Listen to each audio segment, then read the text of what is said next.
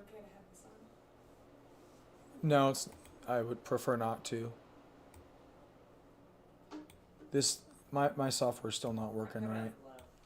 I can't even hear it. Yeah. Okay. I believe I'm live. Somebody was waiting. If somebody's in here, please say you're here so I know things are working, but they're working. Ooh, boy, am I excited today. My wife's right here, and she's looking at me like I'm crazy. Like, shut up, Randy, about stocks. Shut up. Just make money. I'm all good. Just make money. You're all good. You hear that? All they want is the money. What's up, English? Hi, Keikis. Is it you that's waiting here, or are you like number... I know if Ron was going to show up. I want to kind of wait for him a little bit, although he's more interested in stocks than crypto anyway. I don't blame him. I'm also a little more interested in stocks than crypto. So, but crypto does look pretty good. It's looking better again. We'll see if it'll perform, which it hasn't yet. Oh, you got bell notifications? Oh, wow. Someone does that for my channel. I appreciate that, English. I appreciate that.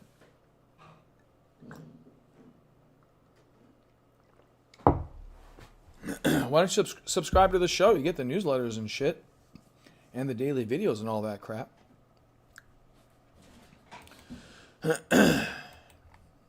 Let me extend this trend line here.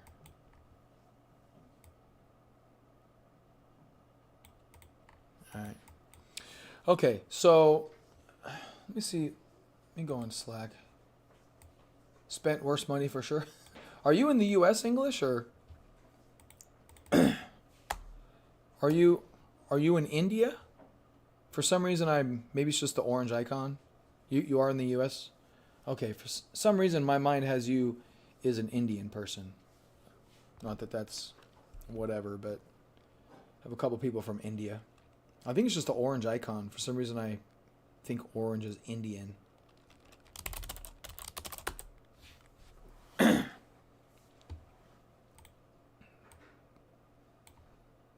Okay. Okay. So one of the main things today that we're going to spend a lot of time on is I kind of want to I want to explain. So I've been on this topic now for many months about how, so you're in the U.S. English, you can buy Soxal. I'm kind of coming to the conclusion, especially during this market time, that we just need Soxal. We don't need to, let's just make things really easy. Double, triple, quadruple accounts using Soxal and then go home. Like, I really think that is probably the least, I don't want to say risky necessarily. I think it's the lowest barrier to entry for just a phenomenal return. So, for instance, who would not want to make 200 or 300%? You know what I mean? So, you had 170 for Soxal. Soxal's a stock. Hey, what's up, Aram? So if you got in at 70, it's at 128, so you're good. If you're HODL. Yeah, I would keep HODL Soxal. Soxal, and we are going to go over Soxal. I'm going to do my normal crypto thing first. All right, we'll cover crypto because it's a crypto channel for some reason still. But, I mean, the stock market is really just where it's at. Oh, okay, good. Yeah. So, what I do, I don't know. Do you guys actually know what I like? I know Aram kind of knows what I do for the most part. I hyper focus my positions. I'm a specialist. I specialize in huge moves. I specialize in big percentage gains. I try to specialize in really tight stop losses. And yeah, Soxal and chill is pretty much the strat. But it's not. You have to pay attention. There's no chill about it, and that's where people get hurt. I think English is the chill part. People think you can chill. Yeah. I'm the blow off top TA guy. Exactly. Is anyone better than me at that? I do not know. Yeah, so it's an interesting thing, Aram. See, you're a guy that can hold through pullbacks. I am so in on Soxel though. I'm not 100%. Okay, so what I was gonna say earlier is I manage like 6 accounts, right? So I got my big account, I got my cash account, I got my other IRA account. There's a rollover from an old employer. It just happens to be a different account. Otherwise, it'd be rolled in with the other ones. But I'm glad it's not because it lets me do certain things. I manage both my kids' accounts, but don't tell them they have accounts.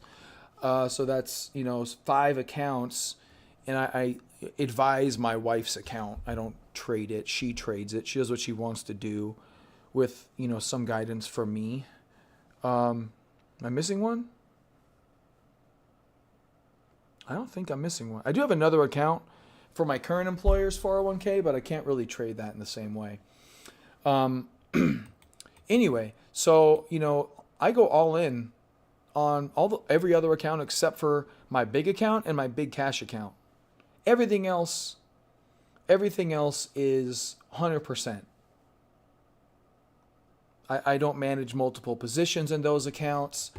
I really keep it very basic, and I use 3 times ETFs, and I've always used for those accounts. I've deviated, I've like bought a stock or something, but it's for the most part it's been 3 times ETFs. Let me see if I can. I mean, I like you guys, I trust you guys, but public internet and stuff. Let me log into my other account that has my rollover IRA on it, because this is see if I can do this without giving away information. People can hack this crap. Give me a second. All right, I'll show you guys the money. It's not big money, so. But I don't think I can. Oh, gains and losses. Let me look at this real quick. I just kind of want to show you balances, orders. Let's see if it shows my trades on here. What? Rollover IRA. You're not able to find the above criteria. It's called trades, stupid.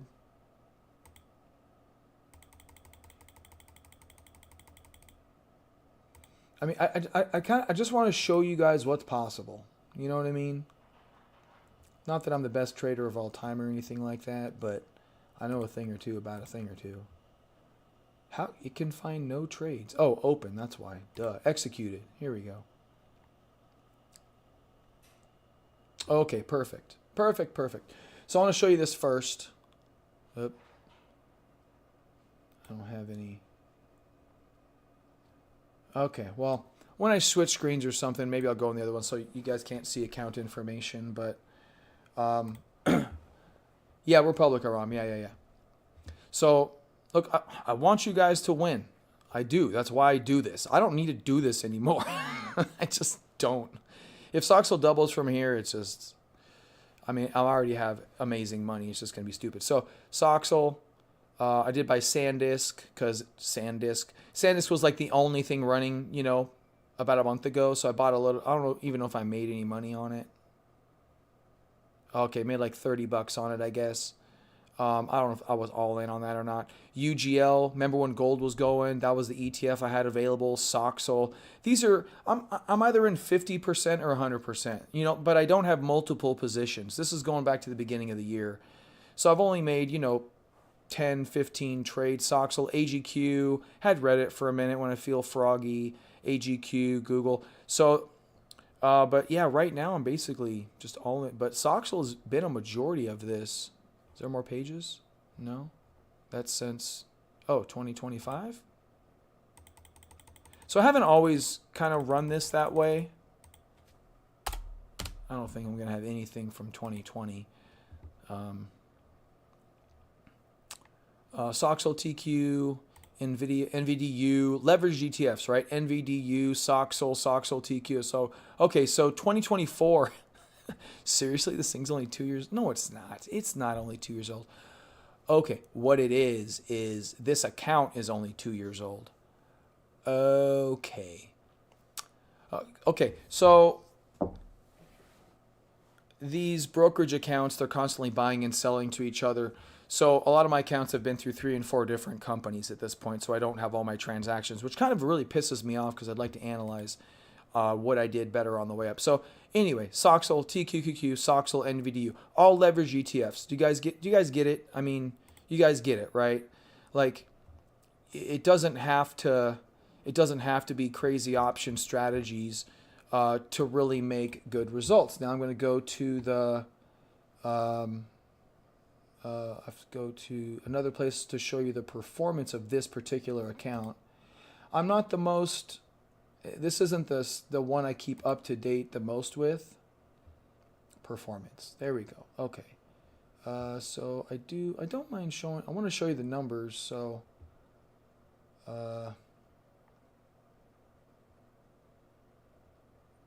well, whatever. I won't show that. It's got, I don't know. You've already seen it. Okay. I'll show it anyway. Okay.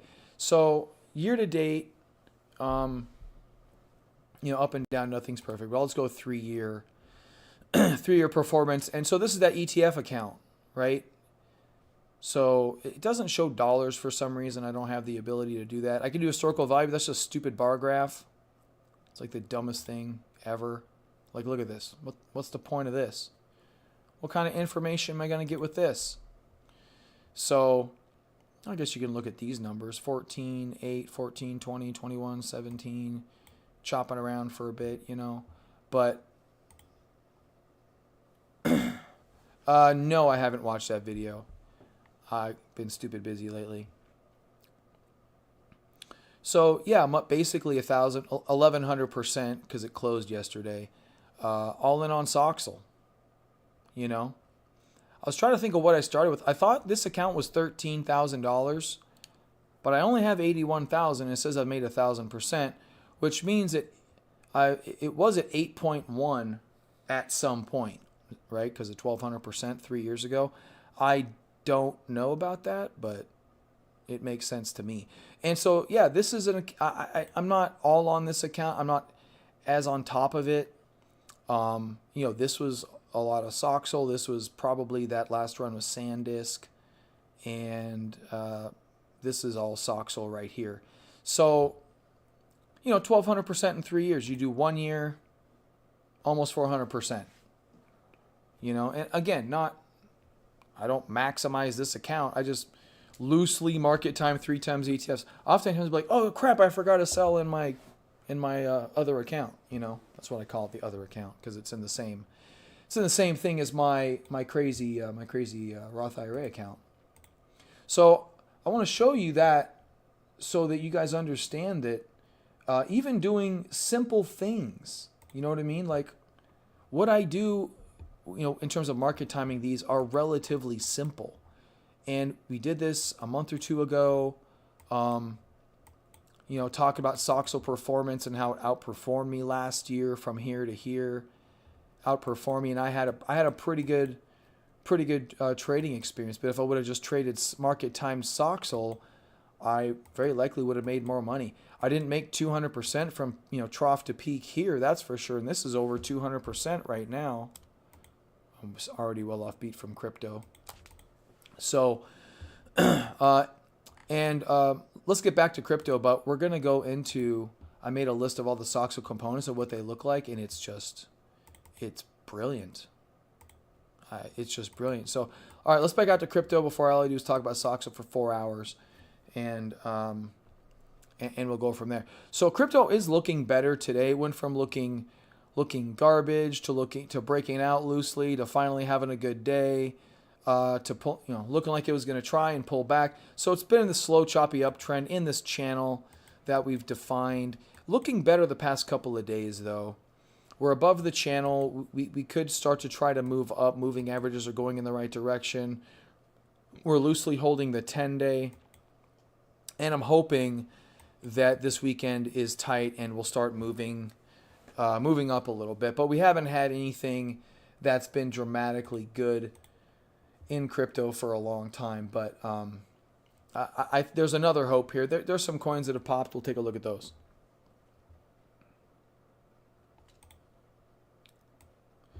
Sorry, I was trying to set my screens up here. All right. So we'll walk down the list. Yeah, BTC doing pretty good. Get support here. It's already kind of in a bouncy area. We talked about it over here as well, bouncing up a little bit. BNB. Oh, we'll get to BNB in a minute. Yeah, take that money and put it in Soxel. Just take it and put it in Soxel.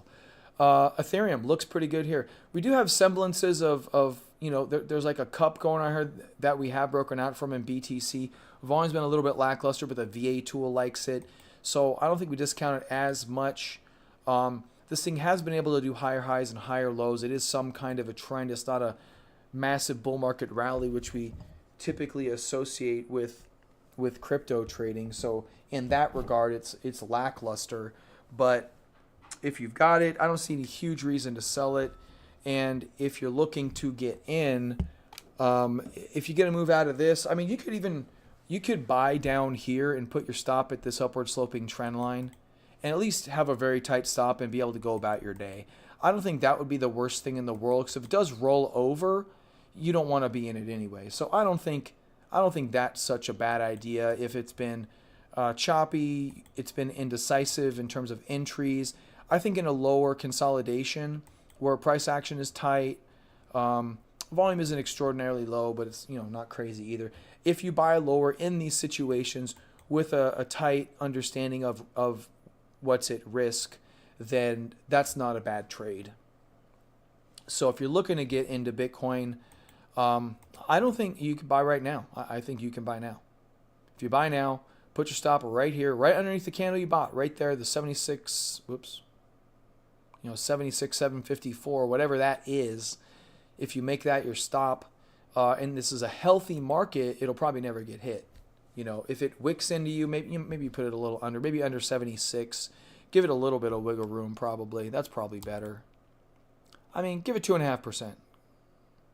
70 under, do like 75, 465, something like that as a stop loss, and let it take you out if it wants to. If it wants to hold above the trend line, if we are going to go into a risk-on environment, we're loosely above this line. I mean, we're in that range where things could start to get good just because we haven't fallen.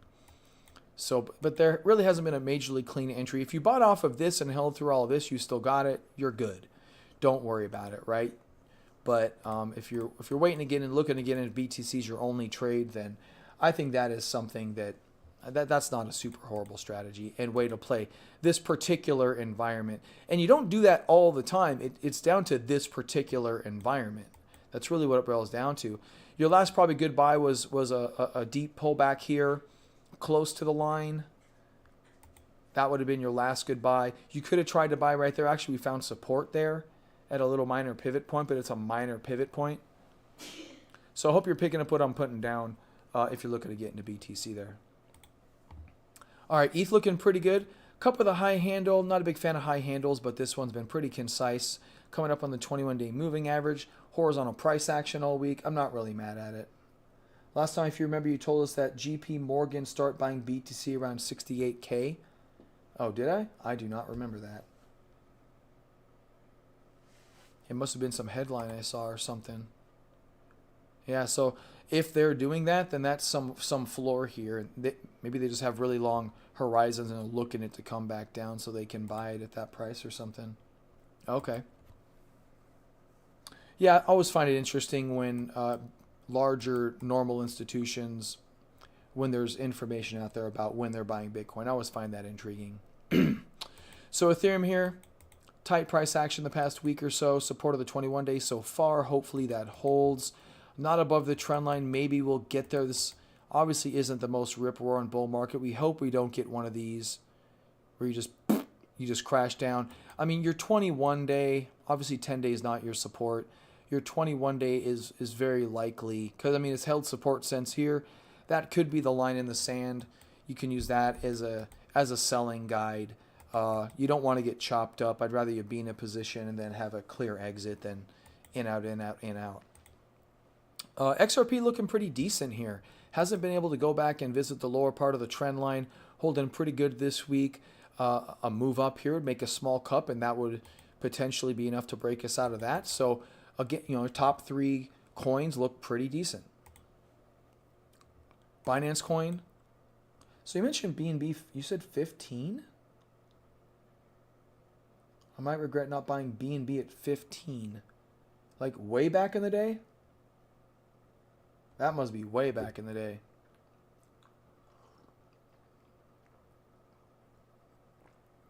I was confused in my head for something, and now I'm realizing $15 for B&B is crazy. You never touched it. You know, you got to give yourself some grace on that stuff. I cannot tell you how many stories like that I have, English. The only thing you got to do, buddy, is move your account forward. That's really all you got to do. You know what I'm saying? You just have to move the account forward. Let those old things go, and just really focus on today. That's all you can do. You got to let. Honestly, I've had a lot of stories like that, and I don't even remember them anymore. I don't. You know, there's one or two I remember. I do remember in 2009, I was working at a customer's house, and I loosely remember now, on the TV watching Apple at $25. So there you go. But I didn't really have any money in 2009 anyways. You know, nobody really did. But yeah, B&B doing okay. Nothing really too dramatically good or bad here. Don't like the price action right now. Hopefully we'll find some stability. B&B, because it's a DEX, it's a good feeling for what general trading is, if that's increasing or not. Usually general trading increases. That means better stuff for like B&B. Solana sideways. Maybe that'll get going. All these names here, which work together, typically have been pretty tight lately. Doge, right now breaking the general curl. It was holding it when I did the newsletter in the previous 2-hour candle. So we'll see what happens here. General curl is a great sign. They don't always work. Maybe this one doesn't, but that's your buy point there at the 10,231 anyways, over this high. Tron rolled over. That could be a good thing for the bulls. Tron tends to be a counter trend trade, and it looks like we're stalling a little bit on Tron, so really not much to do here. Cardano nice and tight, has an opportunity to pop up. Hyper has pulled in. This has kind of lost its leadership status, if you will. Kind of want to draw these trend lines like that. A little difficult to kind of know what trend lines to draw, kind of in what circumstances, but I do like to draw these all-encompassing trend lines. They tend to hold really well. Hyper hasn't gotten the job done for moving. We don't have a head and shoulders. If we bounce down and come up, we could, but if you still have this could be a good exit place, actually, or a short with a stop at the 42 if this rolls over. That's not a bad situation because it looks like we're losing a little bit of momentum. And, you know, does that mean bad for BTC? I don't know. You know, I don't know if that means bad for the rest of crypto. Hyper has been in a good move up, or you just do nothing with it because who knows what it's going to do. Sui, nice and tight action. Hopefully leads to something. We had some decent tight action here, decent tight action here. Didn't lead to much. Chainlink, decent tight action. We'll see where it leads. You're looking for a breakout. You're looking for incoming volume. You get declining volume like this, and it's really a good. You know, you can trust these when you get a pop, right? A good volume pop. 2 or 3 good volume candles of increasing volume, especially after declining volume such as this. AVAX, similar situation, declining volume, pretty good right there. Although we are obviously in a weekend. Daily volume doesn't look low today, but you know we're going sideways. We haven't proven ourselves bullish or bearish. Let's just keep that clear. One more thing I forgot about BTC because we went off on the Soxal tirade. We are dropping off those early distribution days. We dropped off the first one, which was here, and it's expired. This one will drop off tomorrow. Pretty sure we're not going to get another one today. At least it doesn't look like that. And it's a while before this one drops off, but that one's on a Sunday. It's not a major distribution day. It's in the middle of the uptrend, as a matter of fact. So the uptrend has held pretty strong. We haven't moved into a, uptrend day was here. We haven't just run that far. We're trending, 13, 14%. Forgot to point that out. For whatever that's worth. But I love the fact that this follow through system works. And we developed it. And we coded it. And it's strictly a us thing. I think it's pretty dope, actually. Probably the most technically proud thing I've done on this channel is that follow through day system and adopted it to BTC. I think it's pretty cool. Okay. Stellar. Did we do these ones? We did Chainlink tight. We did AVAX tight. Who cares about Leo? XLM. Rejection of the trend line. It is what it is. Wait for a better comeback. Could do a little cup here, hopefully. Who knows? Bitcoin Cash trash. TON trash.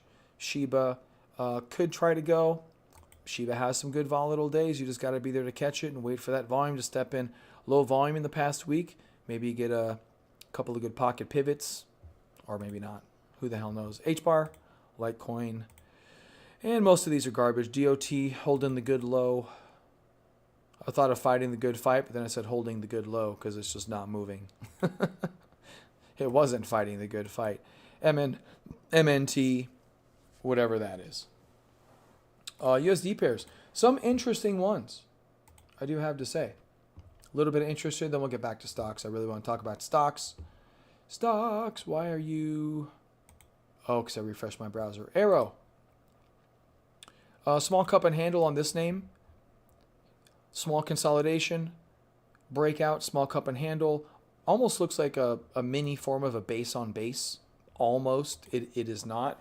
But the 2 hour, you can definitely see the structure. There's a nice structure here. It breaks out. And now you have a cup and handle here. Volumes are in good places. I'm not super concerned about this because the structure just looks really nice. And we'll see what happens with it. Arrow's not a leader, but maybe it'll go. Algo. Looks a little bit better. Nicer run up. Wider base. The depth looks proportional to the rally, so I'm not really super concerned about that. And, loosely having an early breakout, a volume stepping in. There's nothing wrong here. There's nothing wrong with Algo. Algo's a high quality crypto.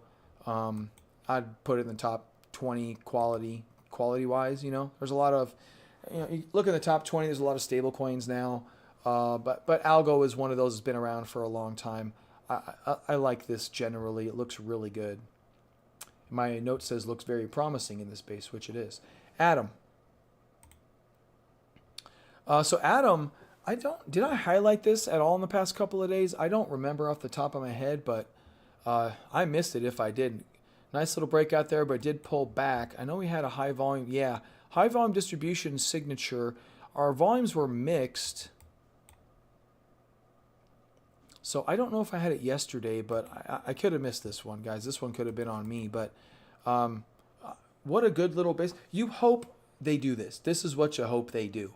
And this is doing it. Atom, also another high quality crypto. Break in a low structure. Hopefully it'll run. We don't have major breakouts. It could come up to here and consolidate. Or even here. You do have some highs. We're at $2. That's $2.50. That's $2.70. So you got, 50 to 70%. Wait, no, that'd be half of that. 25 to whatever percent potentially on the table. Maybe a pullback buy or something. But this one working pretty good. Atom, I am talking about. AXS. Big pop today. Here's one with a high volume stalling candle at the top after the big run up today. You need something, babe? Okay. Nice run up all today. I mean, you didn't really have any signs earlier. You really would have had to have an alert over here, but to break out there. But what a nice move up. You do have some distribution. Let's see how this consolidates, and then we'll kind of just see how things go. Injective. So here's one with a big following that looks like it's trying to make an early move. Attempting to kind of, I would argue your pivot point is between this high and this low. That's your pivot point, so that's going to act as resistance currently. But it is a nice move up. Already higher volume than yesterday.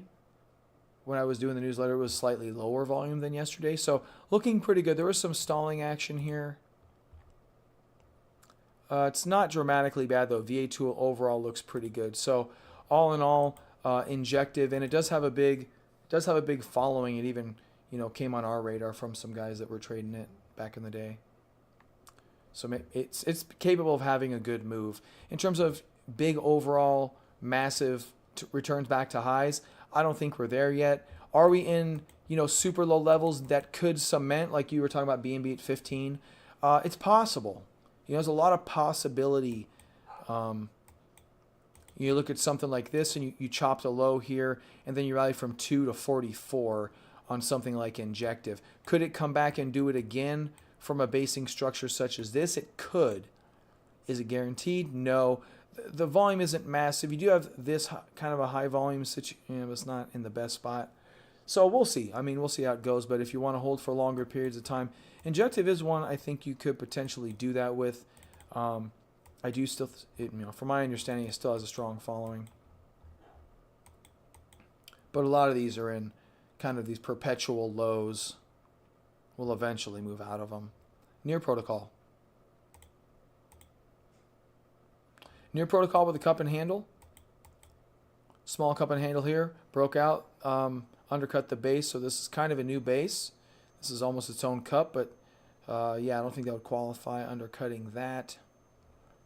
Getting very technical there. But regardless, it looks like we have a pivot point here at about the 1443. And Pengu. Pengu doing a pretty good job here, holding above this pivot point / breakout point. Volume aggregation tool looks manageable. The sellers came in, but we haven't gone, vertical in the past couple of days, so makes a little bit of sense that the volume aggregation tool would show some distribution. There's a potential here. Your stop probably should be under this candle at this point.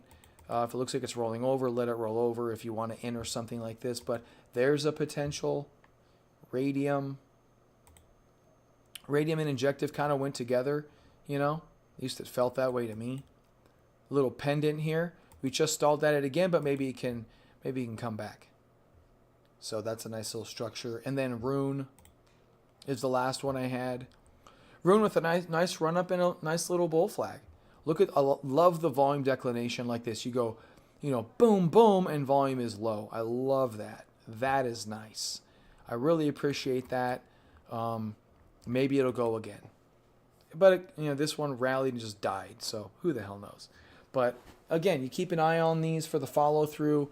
And I don't think you can do a whole lot more than that at this time. All right, any crypto questions before I move back over to stocks? Oh, yeah, a few more people watching. That's cool.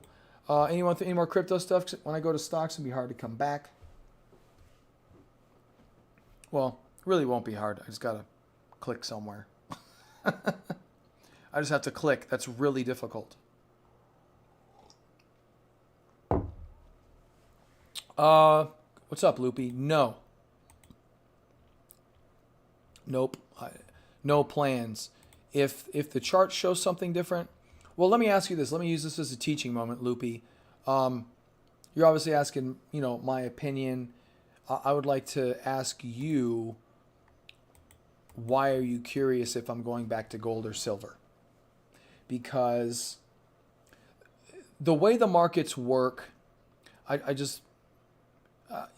this is one of the best things. This is a lesson every trader has to learn, okay? All right, this is the right way to do this. This is a lesson every trader has to learn, okay? And it's 2 words. The 2 words are, it's done. Okay? Those are the 2 words every trader needs to learn the definition to. And there's a definition to it's done. It's basically when a move has run its course. As a trader, and you guys have been here, with me for a long time, we focus on price action. We think we're good at reading charts. We think we understand how markets operate, how people operate the markets. Does that make sense? The market is operated by people, and the bulk of people operate in a similar fashion. There's a mechanical mechanism to the functionality of charts. Does that make sense? I hope that makes sense. When you see, yeah, I don't, honestly, it's, for me, Loopy, it's trend, chart, that's it. Like, it's just trend, chart. I'll have thoughts, like you're asking. Is it going to go to 5 figures? What if it comes back? What if X, Y, Z? Right? They're generally fleeting thoughts, and it's just the definition of it's done. You look at, so when something goes parabolic, like here you go. I'm gonna define it's done for you. Like it's that simple. it's as simple as it gets. Do metals have a parabolic move? Yeah, it's done. It's done. Until the chart shows otherwise, it's done. Now, is it done forever? No. Has it been done since it's been done? Yes. So I'm not looking to go back in gold. I look at the chart every day. You know what I mean? So, if you subscribe to the show, Loopy, I go through the crypto stuff. Like we just did the newsletter. That was the newsletter we do. I do the newsletter every day. I go through the newsletter coins, and then I go through the stocks, and I go top down every single one. Almost. Most of the days. I don't go through some of these ones. This mining stocks list that I have is really just kind of my trash can at this point of things that we've looked at for one reason or another, mainly because mining stocks are trash. So they kind of ended up down here. But we go through all of these. We look at silver. We look at gold. And I'll go, yeah, it looks like potentially forming a double bottom. And it looks like silver's doing the same thing. And then I go to the next one. That's as fast as it is because I want to keep up with what's happening. But until it looks constructive, since it's gone parabolic, it's done. And that's it. You know what I mean? That's it. I'm not looking for anything. I'm trying to notice things. So when you say, are you looking, it's such a weird mindset shift. And I'm getting really esoteric on you guys because I want you guys to succeed. I really do. It just comes down to it's done. And you just have to believe it. When you recognize something is done and it's not done, then you need to redefine your definition of it's done. Does that make sense? Like you could have looked at SanDisk. You could look at SanDisk up here and you could have said, it came up here, it's done. And, like this is parabolic. You could, and you go, it's done, right? Well, it based and then went up again. So your definition of parabolic is wrong, and you have to revisit that. Does that make sense? So your definitions can be incorrect in coming to a conclusion that something is done. Yeah, I should have just freaking held SanDisk. Freaking SanDisk. Jesus. 266 to 1,000. That's a 400% since December. I can't hold stocks that well, man. Sometimes I wish I could just hold the stock on. Oh, it's such a good name. Yeah, I traded the option. It didn't work out. Yeah, sometimes you just look at. I'm right so often. It's crazy. And then I trade things. When I trade them well, obviously it's super rewarding. But the ones I mistrade, sucks. All right, so now I'm all sad.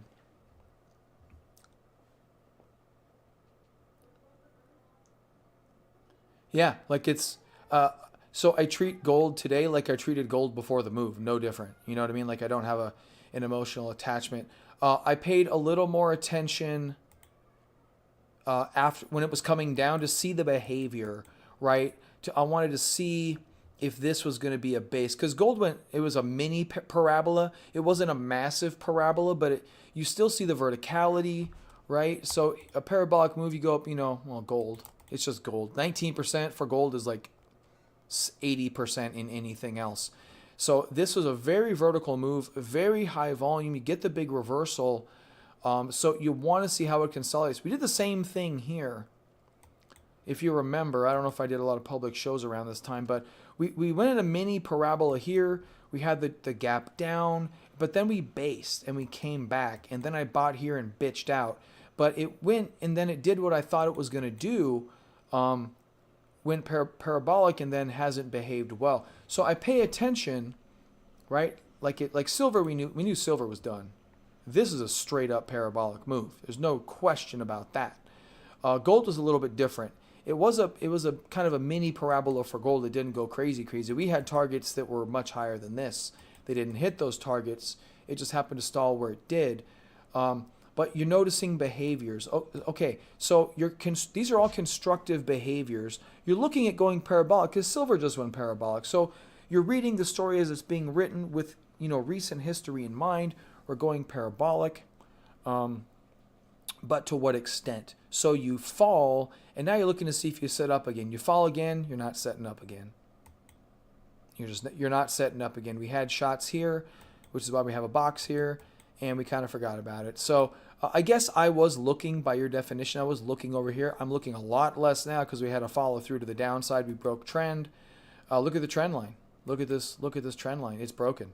It's dead. So there'll be another prevailing trend at some point. But no, I'm not looking actively at gold for anything. Yeah. So it's a little bit of an evolution. Parabolic equals it's done is true. But it's done also equals, is the uptrend dead? Yes, it's done. I could do that again. I'll do it on silver so I don't have too many things on my screens. Parabolic, it's done. Trend is dead equals it's done. You know what I mean? Not a leading, not a leader equals it's done. Like, there's so many things that equal it's done that you just don't pay attention to at that point, and you don't put any real mental capital into. Yes, it's a great way to put it, Loopy. The bottom isn't clear, it's likely not the bottom. Or if the bottom isn't clear, it's not tradable, or it's not going to trend. Or so at the end of the day, I have to be able to have confidence in my predictions, because they are predictions. When you guys saw what we did with silver and gold and SanDisk and IonQ. I mean, just name the freaking name. You saw what we did. We were right. We were just right. Did we trade it perfectly? No, because we're stupid people.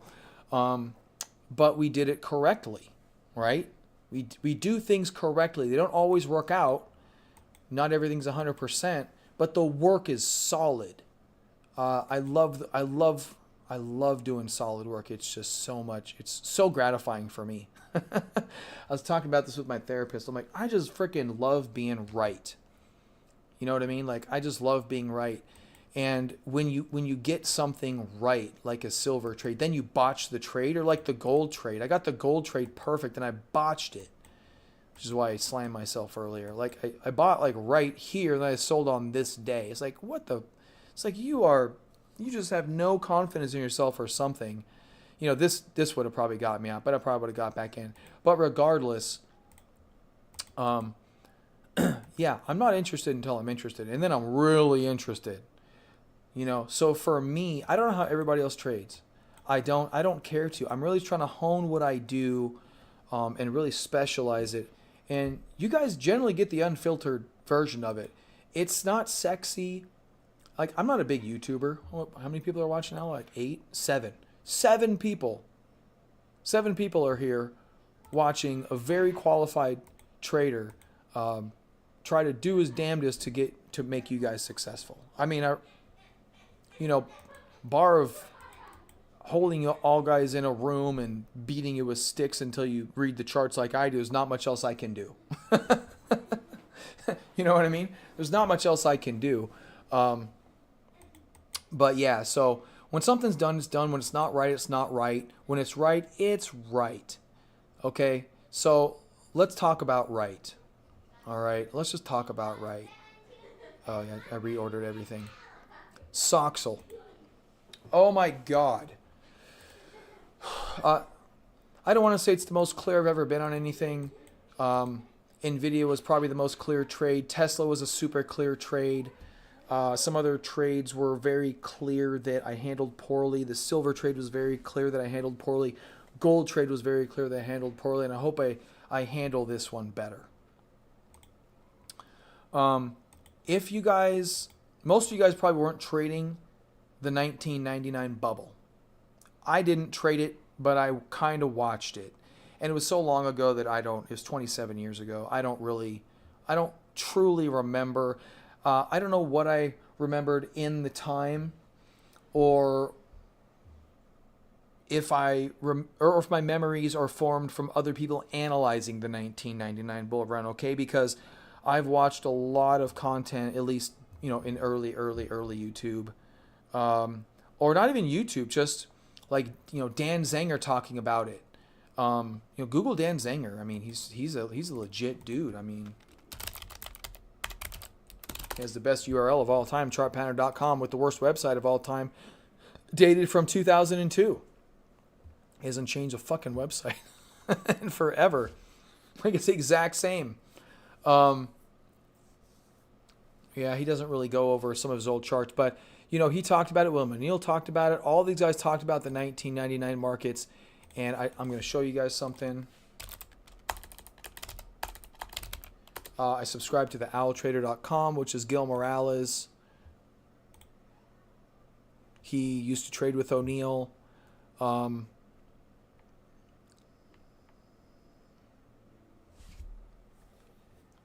He's been talking lately about not thinking, which he doesn't do.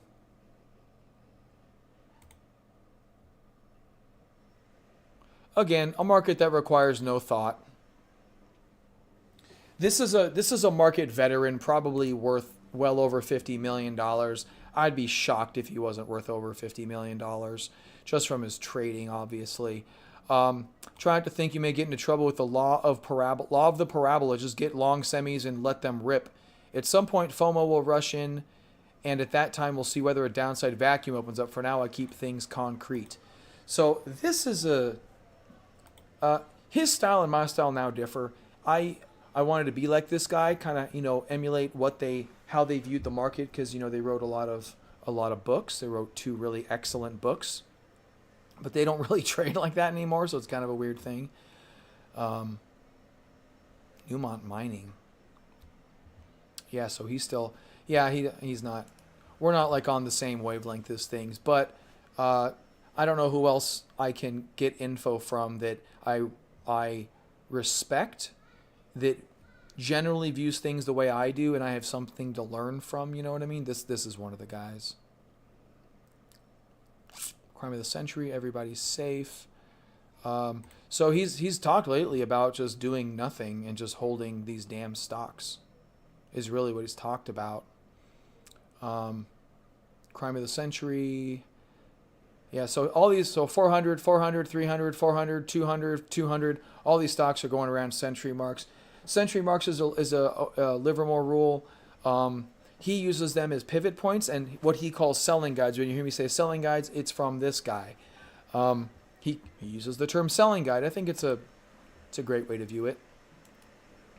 So with that in mind, I'm going to bring you to MarketSmith. Okay, well, let's talk about Soxal. Let's talk about Soxal. You guys know what Soxal is. So the SOX ETF, at some point, I don't even know why they started, Philadelphia's SOX Semiconductor Sector Index Fund. Okay, it has semiconductor stocks. It's a semiconductor index fund. Soxal is a 3 times derivative of this fund, or something like that. I don't even fully know. They may just. I know they have their own components list, but that's my understanding of this. I could be wrong. Anyway, I have them both here, so we can get different versions. This is the non-leveraged fund, SOXX. SOXL is the leveraged fund. Okay, so the leverage is what makes this go up so much. The leverage is what makes this so bombastic. 215%. I'm just going to go from the bottom. In 25 days. 25 days. Okay, so you got to ask yourself something. First of all, it's a 3 times ETF, so it is up 200%. The question is it too much? Can it go further? Is the question you got to ask yourself. And just that question. We're chartists, right? That's what we do. We look at charts. We try to think we know something about them. While I'd like to think that they are informative. Something interesting here, a very minute signal for me is there's a small S right here. It's very minutiae stuff, and it's not something that I look for every day. but but this is your consolidation. You know what I'm saying? Like, that's your consolidation right there in this move. So SOX, you have to change your reference point, and I've spent in the past 3 days probably, honestly, 15 hours thinking and researching this. Okay, I spent a lot of time on this because I don't want to fuck it up, and I don't know how much time you guys spend on this stuff. I really don't. You just live your life on YouTube like everybody else, see my thing pop up and come over here, or are you researching yourselves? So I have confidence because I've spent a crap ton of time. I've talked with ChatGPT about it. I've looked at charts. I bought MarketSmith this morning. I'll show you that momentarily. I'm prepared. Okay, so this isn't just something like I'm looking at a chart and I'm some Nostradamus and I just know things. Like, no, it just comes from, I try to use as much preparation as I possibly can. There's times when I can't prepare because I have to do other things. There's times when I forget to prepare and I miss moves and I feel stupid. But then there's times like this I prepared and I hope I'm not wrong. You know, there's all of the above. So SOX is a 3 times ETF, which is why it's up 200%. But the move that it's had is unprecedented in like all of its history. Let's go to the weekly, and I'll get rid of trend lines. I don't even know how to think of the move it's just had. So one of two things are happening. Okay, it's look at this, 3 weeks, 4 weeks. Look at any other 4-week period where you just bam, bam, bam, bam. And look at the volume. It's not even crazy. The volume isn't showing you that it's done. The volume is normal. It's so, to me, when I see that, I got to ask and I'm always asking myself 3 and 4 questions with almost anything that I try to do at this level. It's like, okay, normal volume, but it's up 200%. Does that mean there's no participation? Maybe, right? You could argue there's lack of participation. Well, not too long ago, last year, a year ago, we had good volume at the lows. But the volume here isn't low, is it? It's not low. This isn't low volume, and we're not going to get a bigger volume picture, but this is kind of just average volume. So what does it mean that we have average-ish volume, but we're rocking? Well, it could mean, that there's lack of tons of money coming in, which I would argue, yes, there's lack of tons of money coming in like there was down here in the lows. Like, this is a lot of churn. This is people selling, other people buying. Who knows? But you're rocking into new highs. And for SOXL being a 3 times ETF, I don't know if it means as much as it does with a stock because obviously people, a 3 times ETF is weird to me because I can't trade it like I trade NVIDIA. The signals are generally kind of the same, but at the same time, it's not derived off what SOXL is doing, but it kind of is. Like, people will trade SOXL on its own. They will trade it with breakouts, but the underlying asset is NVIDIA, AVGO, Micron, AMD, AMAT, Marvell, what you see right here. That's the underlying things to it, right? So does that mean these are up 200%? Okay, and if this is up 200%, I keep saying that, it's crazy, and it's derived off of these, well, are these really extended? So we have all highs in SOXL. SOX itself is, look at the volume in SOX here, though. Look at that. I mean, this is a weekly chart, but that is monster volume. You have to know the amount of money being shoved into this thing. Okay, so probably bored you guys to death. I'm trying to give you the research that I've done and have you understand my frame of thought so you can make a decision for you because I do want you guys to succeed. Okay, so I asked Chat the other day. This is Claude. I asked Chat the other day. I'm like, okay, I'm a trader and all the semiconductor companies are going nuts right now. There's more going into these companies than anything ever. Do a little poking around and tell me what what can this kind of capital inflow even potentially compare to when, how much inflation adjusted? Let's look at the results of those charts. All right. And this is the only thing really worth looking at because everything else it did was trash. Like, it gave me the risk scenario. I'm like, fuck you, the risk. I know the fucking risks. Anyway, it thinks I'm too risky. AI hyperscale, bigger than 2000. But really, and they put it in terms of GDP, it looks like. CapEx of GDP. I actually haven't looked at this chart on the computer. 1.5% of GDP, AI hyperscalers this year, right now, happening. U.S. railroads, 6%. UK railroads, 7%. Oh, you know what? Do you guys have the orange book? Do you? I'm going to yell at you like I'm your dad. Do you have the orange book? You do, Aram. Get it out. You do English? You're the fucking man. Get it. I'm going to get mine. Okay, I don't know. I don't know for a fact. This may just be a stupid exercise. You may be doing this for nothing. I should have probably looked first, but I'm very excited today. Okay. Where's the damn charts? Okay. So go to the beginning where all the charts are. I think the very first chart could be a railroad stock. One of them. No? Northern Pacific. The third chart is Northern Pacific Railroad. Oh no, the first chart is a railroad. So if you go to your book, go to page 10, it's the very first chart. And so, and it really was this orange book that kind of, when was this book made? It kind of solidified it for me, actually, that what I was doing was the right thing, even though I sucked at it. 2009. Okay. So I think this printed in 2009. You guys on page 10? So this is kind of really what solidified it for me is, there's a cup and handle back in 1885. It's like 140 years, 50 years ago almost, 140 years ago. So completed railroad route from Richmond to Danville, Virginia by 1856. By 1890, it covered 3,300 miles throughout the southern states. Imagine, I just do these mental exercises just because I'm weird. Imagine building a railroad across a nation that no one's done anything like that before. 6% of GDP, 7% of GDP. Building the infrastructure which the rest of the whole economy will thrive on. Until we had cars and the interstates built in the 50s and 60s, railroads were it. Railroads were massive.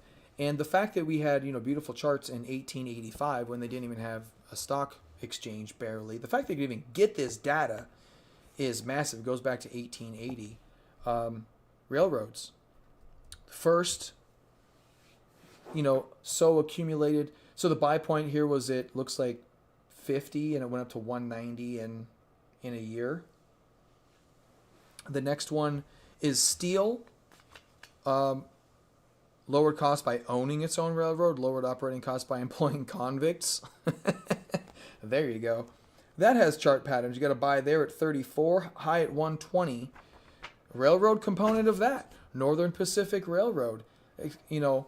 Early buy point looks like 55.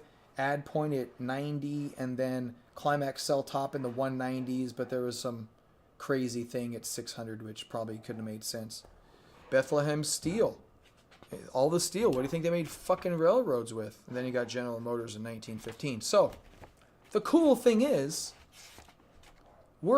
AI is akin with the railroad mania, which we don't even know anything about because we're born in this century or last century.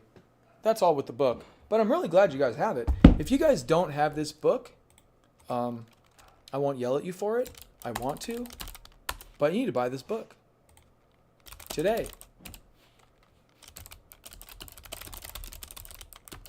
I don't know if it, orange edition. Oh, you suck. Where's my How to Make Money in Stocks? I misspelled it.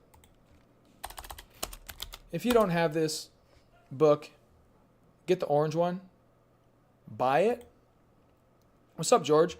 And if you don't buy this book, just don't come back. Seriously.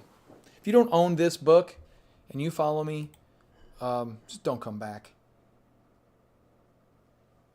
It's just, you need this book. You're not serious. You're not serious. And I like to yell at people that are serious and actually want to get ahead. It's just, you can buy it on Kindle. There you go. Paperback, $12. If you can't afford $11.52, you should be working right now. Okay. Is volume part of the definition of a cup and handle? No, not the definition. There is no volume part of a cup and handle, but there are certain things that make a cup and handle better. Good volume signature is one of them. I think NVIDIA. I don't remember. The ideal volume signature of a cup with handle kind of follows the cup with handle.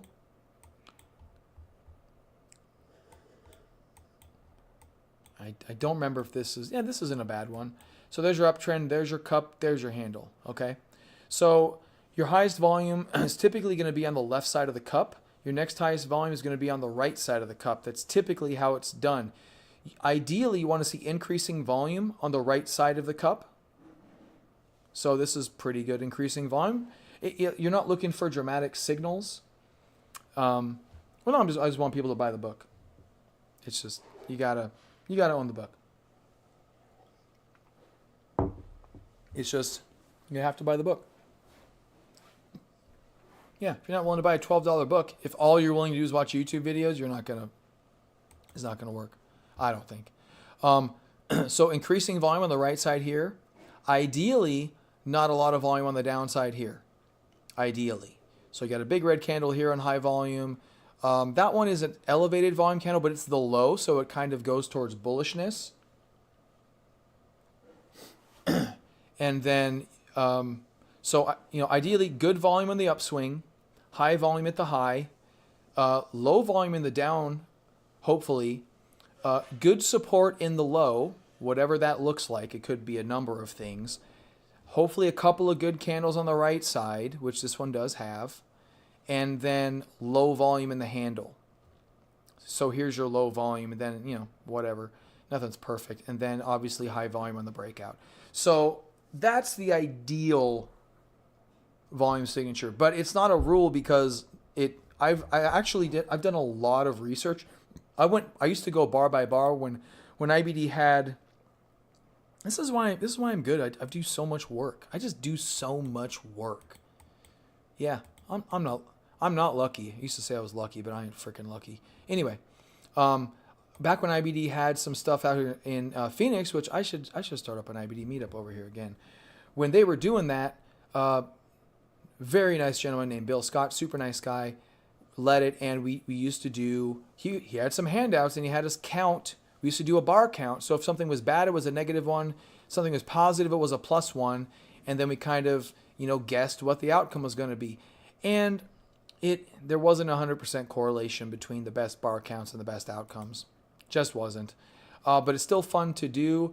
But ideally, you want good volume on the good days, less volume on the bad days. That's kind of what it looks like. It's crazy these chart patterns worked out even 100 years ago when TA wasn't really a thing. That's because technical analysis is just human psychology. It's all TA is. And see, people think it's voodoo. People think it's... people have it all wrong. They have it all wrong. And they've had it wrong the whole time. People are fucking haters. Everyone that's loud, look, normal people like me don't have big voices on social media. Normal people like me, who probably make really good money, don't have big followings. Yeah, they think it's reading tea leaves, right? It's not. It's not reading tea leaves. Technical analysis is identifying accumulation and distribution patterns. That's what it is. It's a thing. It just is. So the fact that you look at those old charts, yeah, if you guys have the orange book, yeah, just look through those charts for a little bit, and then if you see one that really intrigues you, you can take it to TradingView and do a deep dive. And I implore you to do that. You have to spend hours doing this. Okay, you're not just going to know what a cup of handle looks like, buy it, and break out. It's just not going to work. There's so many levels to this that you have to get, right? You have to understand the it's done part we were talking about. You have to understand, is this, and I've distilled trading down to trading only the leading trend. That's it. I don't look at anything else. Like I was looking at charts this morning, there's a bunch of oil and gas stuff, and I'm just not trading that. It's not going to gunk up my mind. I'm trading these chip names. That's what I'm doing. So I'm focusing on that so I can make good sound decisions. I'm not squirreling left and right over Bloom Energy anymore. Yeah, I'm kind of done with that. I'm on Soxal. I'm not going to trade Bloom Energy. I'm not going to trade SanDisk, even though it's doing great. I'm not going to trade Western Digital. I'm basically going to market time Soxal using its components as accumulation and distribution signals, because that's the trend. That's how the market mechanics operate, and that's what's going to make me successful. My ego kind of wants to do an options trade, but things are so inflated, those aren't working right now. So it's actually bringing some clarity to me in regards to Soxal, which we have discussed for a very long time. And it just keeps coming up that Soxal is just the best thing to do. All in on Soxal. I am going all in on Soxal. I'm already, over half in on Soxal, but I'm gonna go further in. So, and I'm trying to explain to you guys in a very long format reason why, so you understand where I am. You may not agree with it. It may not be comfortable for you, right? 100%. But this is just the hours of research I've done. Many, many hours talking about it, discussing option strategies, discussing all these things. And I'll, talk with you guys about that too as we go into Soxal. And I do want to go into where it can go, but I'm trying to give you guys the background of where I'm at, what I've done, what I've seen, what I've thought of, so you guys can go, man, I think Randy's onto something, or you go, yeah, I can't do that. I just can't do that. And that's fine too. Because, is it highly risky? I mean, I guess. But you have to understand the other place I'm coming from. I don't trade all the time. My risk avoidance strategy is I don't want to be in the stock market. That's my risk avoidance strategy. You know what I mean? That my risk avoidance is I'm not in the market. So when I'm in the market, risk is off the table. For me. Is there still risk? Yes. But the fact that I'm in the market says that it's a risk on environment. Human psychology, it'd be group psychology, George. I haven't studied it. I've been able to infer it based on what's happening in the charts at certain times and understanding the context. It is layered. It's a little bit deep. There's got to be a trading psychology book that talks about it. I think I have a trading psychology book, but I don't ever think I cracked it open. But it comes down to group psychology. When it comes to parabolas, that's all group psychology, and explains why parabolas end. And then when you understand how institutions trade and they seek liquidity, going back to silver, by the time you end up seeing a parabolic move in silver with ultra high volume, those are exits by institutions.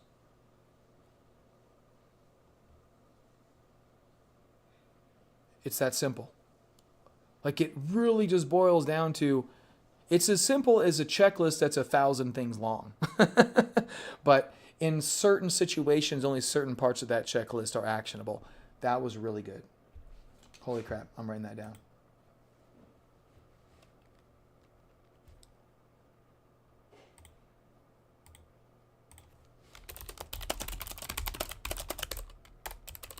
It comes down to a 1,000 point checklist, but only certain things apply at certain times. Something like that, right? That's what I said?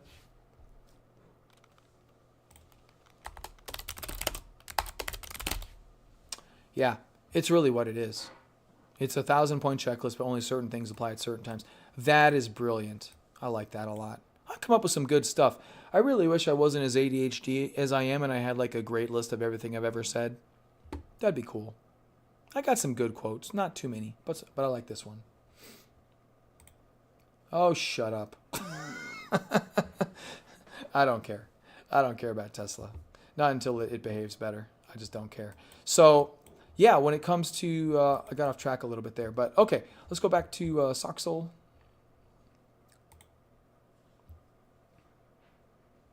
When debt jubilee, I don't know, not yet. Not, we had a moment, when gold was going up, everyone was thinking crazy, myself included for a little bit, but once the market found its footing again, you got to throw that aside. It's done. Even that, remember I talked about the it's done thing? I ain't writing a book. I may write a book. Part of me though wants to just make Da Vinci, and just because that's like my family legacy, I think. I don't know what I want to do for the mass people. I don't know if I want to teach my edge. I'm not sure if I do. I could. Like I talk to you guys, like I like to help people, but I don't know. I don't know. Not on my purview. I'm too busy. I'm gonna make Da Vinci, and I'm just gonna print. I'm just gonna print money. It's just gonna print money, and I'm gonna take that money and I'm gonna do good in the world. Whatever good I can do. Yeah. Not gonna have a $50 million house. Wouldn't mind like a nice little $5 million house in Paradise Valley or something like that. Maybe North Scottsdale. I don't know yet. I don't know what's going to happen, but anyway, still got to finish this damn remodel I'm doing right now. Yeah. Okay. I got sidetracked from my crazy spiel I was going off of. So I don't know. I feel like sometimes I do those things too much, but I don't know. I'm really excited. I'm trying to put what's in my head, dump it on you guys so you guys can make best use of it. Okay. So Soxhle's going up, right? You think it's done. You're like, Soxhole can't go up any higher. Look at the volume. Hey, Cakes, can you do me a favor and... Water? Yeah. Nice. And I want to show you something else too. So I made a mistake. And I paid for it. So I sold here. And due to laziness on my part for years now, actually, I didn't rebuy at the end of the day. I saw this at the end of the day, and I really wanted to get in, and I did not, and it gapped up like 12%. So I made a mistake. I did get back in yesterday right here. Right at that kind of pivot point, and it fought with it the rest of the day. Thanks, babe. I fought with it. I got in there. I don't know, something like that. Like my entry shows me under. Yeah, I think it was right about. Yeah, it was on this candle I got back in. It wasn't the best candle. Volume wasn't great, but it was going. Look at this thing intraday. Just look at this. I mean, I don't know the next time we're going to see this. Probably later on in the Soxhole cycle, actually, in reality. So, we obviously didn't believe it at first. Fine. No issues with that. I didn't believe it at first. Nobody did. But the institutions did. Institutions are doing this. We are not doing this. Retail traders are not doing this. Institutions are doing this. Gap. This is that. Remember that day it gapped down? I said, what's the false move? Those big up days or this gap down? Turns out the gap down was a false move. Okay, and I didn't even believe it there. Huge gap up. Try to sell off, comes right back. Look at the distribution. VA Tool doesn't care. Like it just doesn't care. And I don't use this. I don't see this on my phone. Up, up, up. Look at the lows. I mean, just the trajectory, the strength. Even with little volume, then you have this day that kind of looks like a down day, kind of looks like you're distributing, but then right back at the end of the day. This I couldn't believe it. I got in. I didn't tell you guys I got in because I got in at a weird time. I didn't tell you I do it because I thought it was a little risky and I didn't want to put you guys in that position. I think I got in like here. I think. I don't remember. I'd have to look. But, I got in like 40% of the big account and 60% of the little account. And, I was watching it. Not super hard, though. So I don't know if it was before or after this day, but I think it was after. I don't know. But anyway, I got in. Then it bobbled up here a little bit. I held. And then I sold when we had the big selling here. I'm like, okay, maybe it's finally going to consolidate. But just the strength. And you say, yeah, but it's so high. Yeah, but. It's showing you. Like, I don't know how else to say it. The strength in this name is unreal. The lack of selling pressure. And even when it does sell off, the ability to bounce back strongly. Okay? So there's always going to be some selling. This was some institution or a hedge funds or someone with a lot of money selling. That's a lot of volume. Right? So like that particular candle, 5-minute candle. 906,000. Let's just call it 1 million shares traded. It's $114 million sold on, one of these candles. 100, 200, 300, 400 million dollars of selling pressure right there. More over here. And then look at this candle. I didn't see this on my phone because I have my volume. I think I showed you guys. It looks like this, and it was gray. So I really couldn't tell what was going on, and that was a big mistake. I've since adjusted my charts because that was a big mistake. I should have and hopefully would have re-entered if I saw this, but I didn't see it. And I would have participated, and I would have been up a bunch more. Well, it shows how liquid this name is as well. The fact that it sold 104, this is, probably $1 billion worth of trading in, 30 minutes or whatever. And didn't really move that much. Then you gap up and you're stable all day long the next day. So these high volumes, while there is selling going on, there is, some profit taken. These are massive fucking profits. Someone took 200% probably out of that. Maybe some of the guys down here sold up here, But, could it reverse? Yes. Can always reverse. Every day. Everything can reverse. Right? Okay. So, but I think Soxhole it's moved so well. Like, I don't have another thing to show you that has moved this well. I don't think I can. I don't think I could go back to NVIDIA. I don't think I can get bars going back. Maybe we can. I don't know. Let's try. Let's go back to the really good breakout. This was the really good breakout. Do we agree? Now, volume was different because volume was elevated here. Maybe go to a point where it wasn't as elevated. I don't know if it's pertinent or not, but that was elevated. Like this maybe isn't as elevated, but yeah, it didn't have the same. It's not the same move. It's hard to get it. Okay.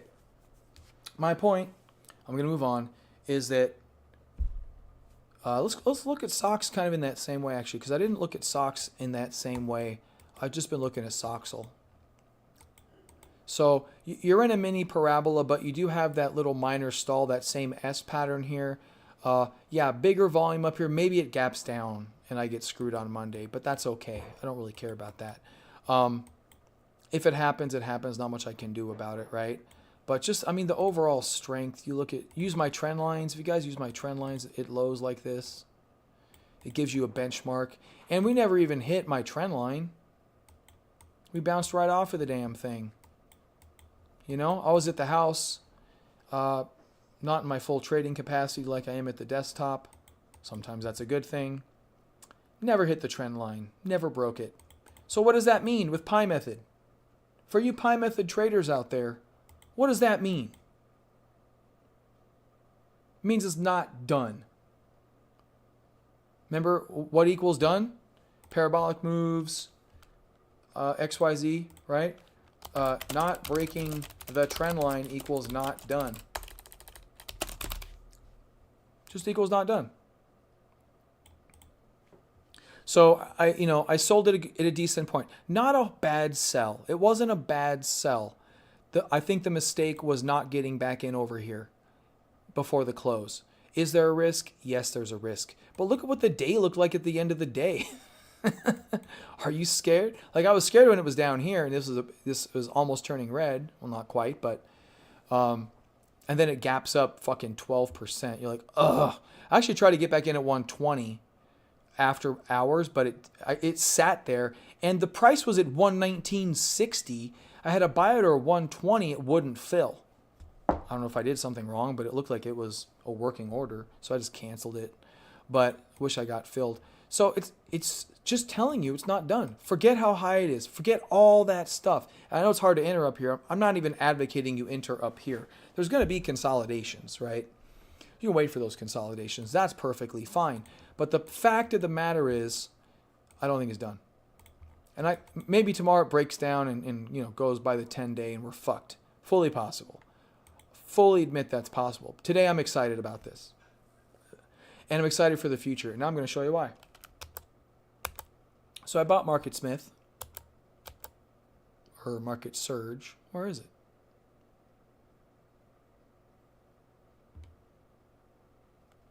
Where's Market Surge? Huh? Huh? Huh? Okay, I had it open. I'm very confused right now.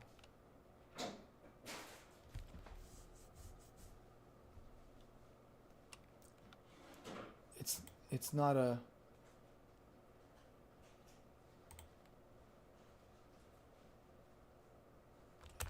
Alright, I guess let's go there again. Maybe it closed when I closed IBD or something. So I bought Market Smith this morning, or Market Surge, because they changed their charting, and they have great stock lists, and I really wanted to...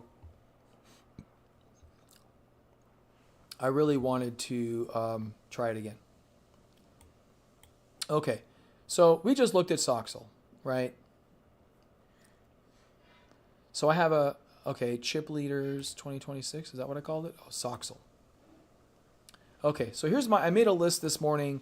This is everything in Soxal in order according to that latest, online report. There was, what? New high report. That's not what I want. Why aren't you where I want you? How do I... Lists. Here we go. Okay. I was going to say it wasn't that many. 30. There's 30 things. These are all of them in order by weighting in the Soxal, and I don't... I can't. This is the order. I don't want to change the order. What do you guys think you're going to see here? I'm really curious. What do you think that you're going to see when we go through all of these Soxal components? And obviously, because I'm asking the question, it's a gotcha question. Because you're not going to see what you think you would probably see based off of a, massive move like that. That they're elevated, yeah.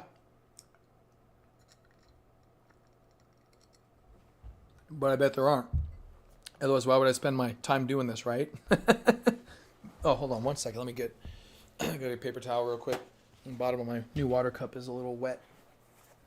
But I bet they aren't. Oh, dude. What I'm going to show you excites me.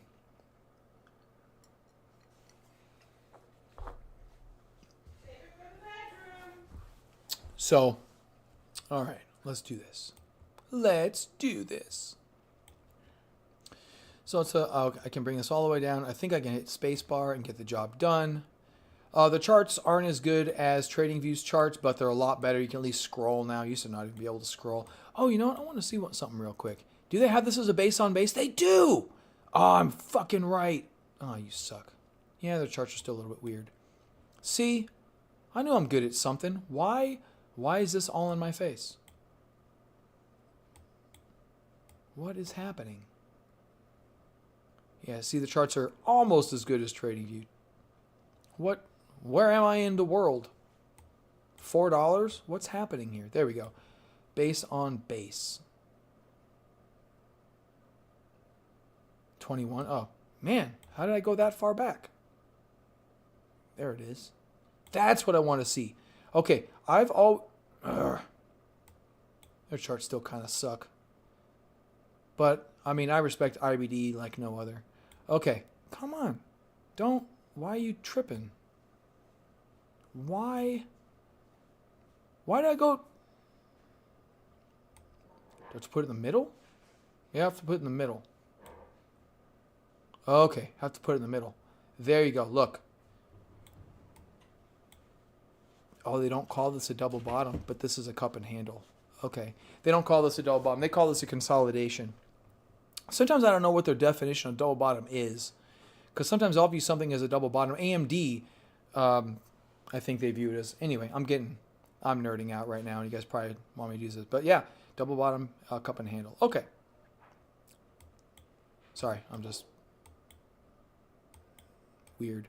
All right, so biggest stock in the world. NVIDIA. Stop moving. Jeez. Daily.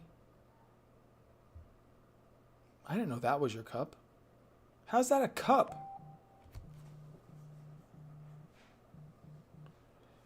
Okay.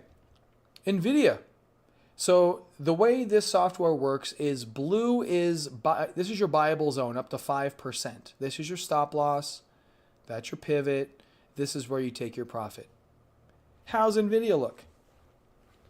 Pretty good. Breaking out. Right? Look at the volume on Friday. Forget Soxel. Look at the components. How's NVIDIA looking? It doubled the volume from like the previous 3 days on Friday. Next one, Broadcom.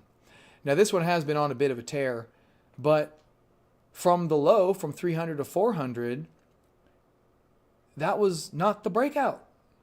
That wasn't even the move, was it? That was just coming off of lows. Now it's broken out. It's in the buy zone. You don't have a tremendous amount of volume, but it's doing the right thing here. Next one, Micron Technologies. They have it as a so these lines across here tell you a chart pattern. They're calling this a consolidation. There's your breakout. I don't know. See, it would have been stopped out already. It's kind of weird, but you know, forget that. We're trading Soxel. Micron through the pivot going up. Looks pretty rational. Doesn't look rushed. Doesn't look crazy. And keep in mind, I'm going to keep saying this. You get all of these with Soxel. All of them. I feel a little bit like a like a infomercial salesman. But there's more. You also get Micron Technology, which has barely started to move again after, you know, after that big drop. Same sector as SanDisk. AMD. Now this is broken out. And this is one of the reasons why it's moved so much, because I think it's like 5% of the thing. So AMD's run, right? Maybe AMD stalls, but NVIDIA could get going. Micron could get going. And this is the beautiful thing that I'm really starting to appreciate, is that you get all of these. And they all but like 2 or 3 look freaking amazing. Look at this. Broken out from a consolidation. I think I called it a double bottom. It does not. I don't know what it thinks it's a second stage base, so that's good. First stage base here. Get a break up, 36% run. And then you get a second stage base, which is massive. And we just broke out like freaking 2 weeks ago, week and a half ago. The volume is amazing. You don't think this is going to keep going? Does that look topped out? Applied Materials. We don't know much about this name. We don't follow it, but looks pretty solid. And then you get Marvell Technologies. We don't really follow it too much. Up 46% here from the, they're calling that a breakaway gap? Cup and handle. There's the breakaway gap.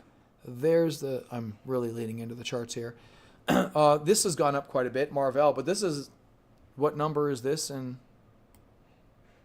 number 6. Top 3 haven't even moved yet. Number 6 has moved. Number 4 has moved. Intel just popped big on Friday. I don't know if it's going to keep going or not, but they finally, looks like they're doing other business. They had something on Friday. I forget what it was. EPS up 123%. Looks pretty damn solid to me. KLA Corp. KLAC is the stock symbol. We don't have this name on our list, but what a day on Friday. So, I mean, what you're noticing is a run that is in its early phases. Monolithic Power Systems, for whatever reason, is in there. Teradyne, TER, a lot of these we don't have. We don't typically follow. Texas Instruments, we know had a big earnings day. Look at the gap on earnings. When you have gaps like that on earnings, they don't stop usually. They don't stop. Lam Research, LRCX. Looks pretty good. Not the best one. In highs, chillin'. Nothing really wrong with it. Nothing super amazing. But nothing wrong with it. Qualcomm. I think they had some good news. They obviously have been in a downtrend, but looks like that's changing. Maybe. We'll see. Analog Devices, ADI. This broke out the other day. It's in the middle of a run. Look at where the profit is in the green. We're about not even quite halfway there. We've hit the halfway mark. More to go. NXP Semiconductors, NXPI. Looks like it's forming a cup. So this is one that has potential but isn't running at the moment. But in the past couple of weeks, it's done really well. Nothing bad there. ASML, we've been talking about this particular cup and handle. And if it breaks out, that's another one. But, you know, at number 16, it's probably like 1% of the portfolio. But the whole darn thing looks good. Taiwan Semiconductor had a good day on Friday. And then you're looking at M-Chip, Microchip Technology. I don't even know about this name, but it broke out. This whole sector. And look at this name. Wish I would have seen that damn thing. Look at the volume on Semiconductor. Now, you want to talk about a move and extended. This looks great. I wish I would have seen that. That got me, you know. So, but on Semiconductor, I don't know if I have it up anymore, but I think it's like less than 1% of Soxel. ENTG, is that loaded? Looks like it. Broke out. And Credo Technology, CRDO, been on a run. MTSI, been on a run. A-Lab, coming back pretty nicely. Looks like a... Okay, so they called that a double bottom base. That is not a double bottom base. Who do you think you are? How is this a double bottom? There's no uptrend here. What the... You got like a year and a half of... Well, it's not a year and a half. You got 6 months of chop. Then it goes down. Then you call it double bottom base. I don't understand that. Nova, NVMI, in the middle of an uptrend.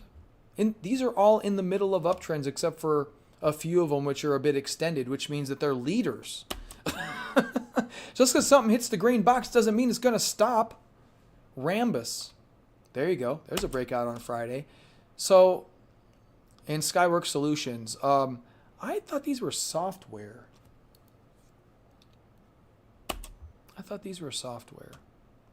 ST Microelectronics. So this broke out a while ago. I don't know why this doesn't have the things around. It's got a flat base. Why doesn't it show the buy point? I don't know. But that's ST Micro number 28. Obviously, it's really only got 2 more to go.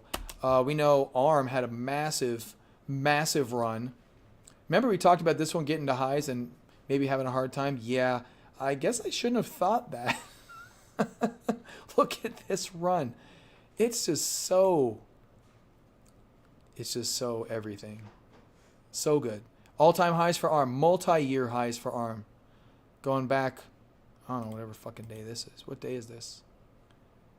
1, 2, 3, 1 year. 1, 2, 3, 2 year. 2.5 year highs. You think that's going to stop?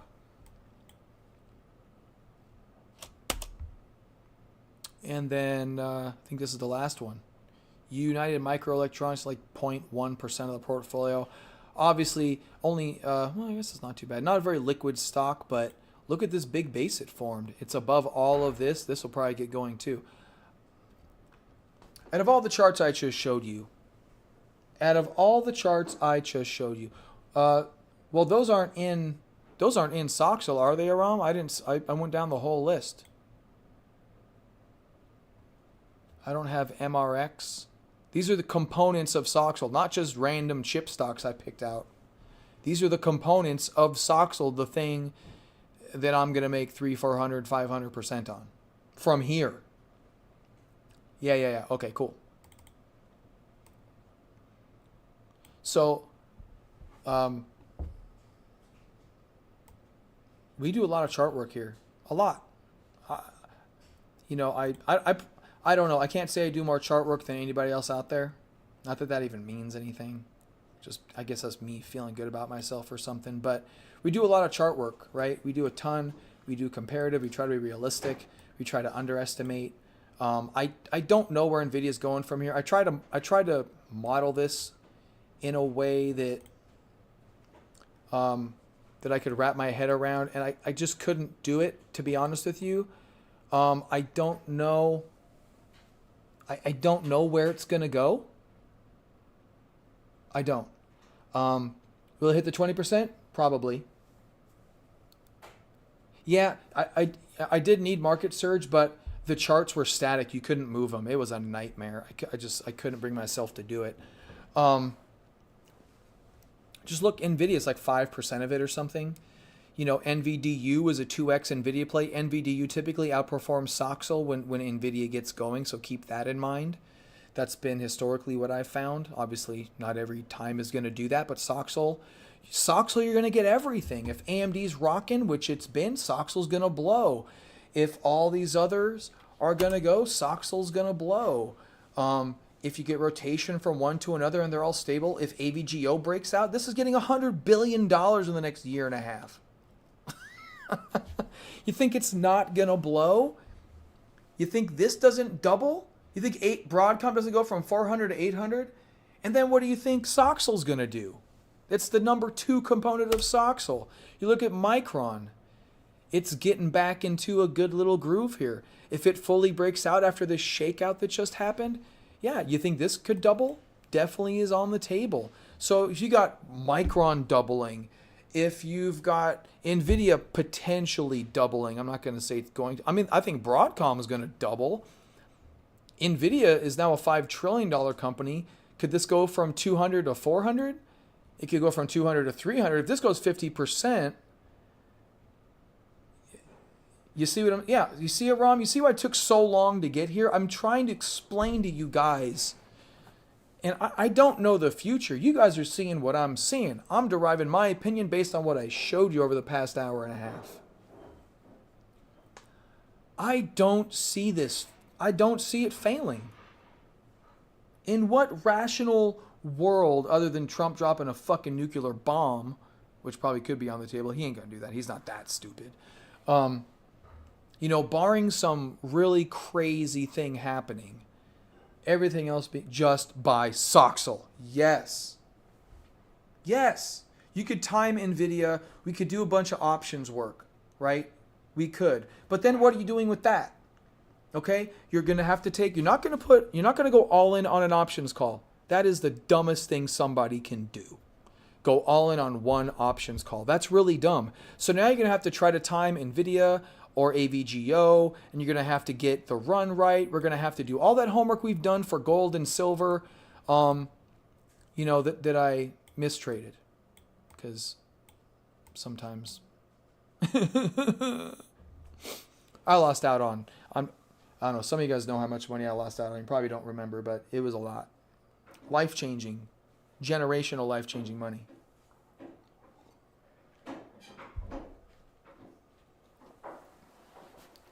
So, if Soxel can, well, okay, let's do this.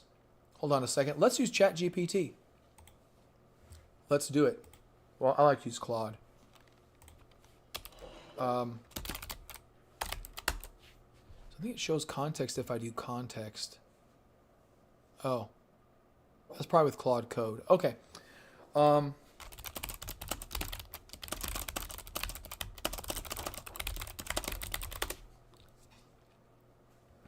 So, you piece of crap.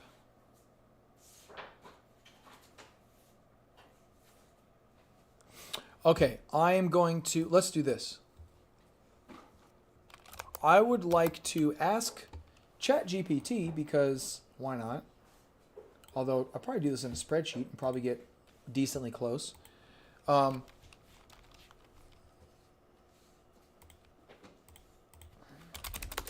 mean, I could probably do this. Maybe a spreadsheet's easier. I don't know. What do you guys think? Spreadsheet or should we be lazy and do AI?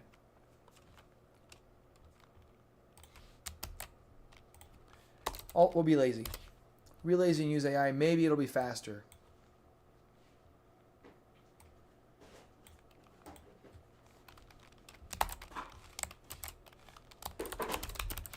All right.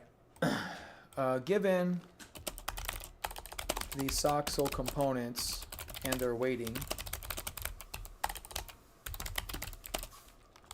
I want to give you scenarios on the components of Soxhole